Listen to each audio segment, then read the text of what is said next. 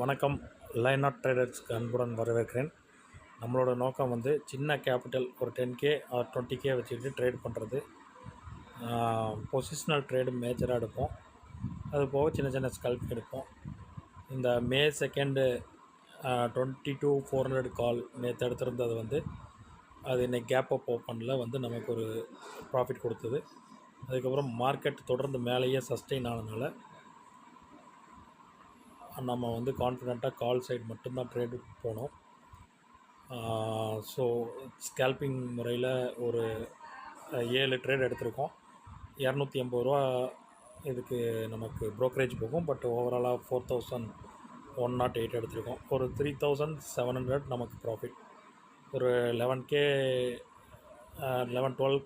கேபிட்டலுக்கு இது ஒரு நல்ல ரிட்டர்ன்ஸ்.